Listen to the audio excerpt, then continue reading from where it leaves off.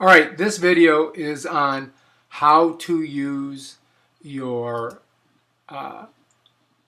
Ken Burns effect. All right, so anyway, I'm going to take my cursor, I'm going to put it over a clip, I'm going to click on it, I'm going to highlight it. Then I'm going to come down to my box, and it's going to give me a couple different things. It's going to give me transform, which would be that I could change this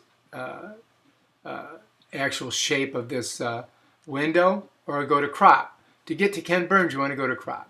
So now if you look, it's got trim. Well, I don't want to trim it. If I wanted to crop it, I could do that. And cropping it would be like this. And then this would be what I would see in my window. But I don't really want to do that. So what I want to show you is how to do a Ken Burns effect.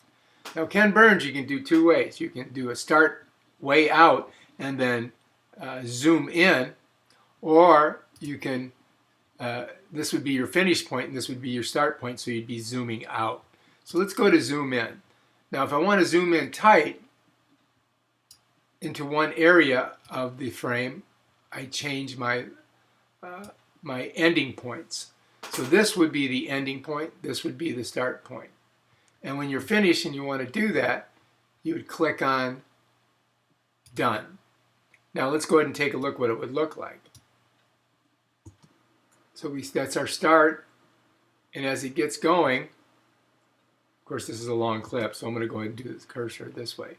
You can see how it zooms in tighter, and you can see the baby chicks.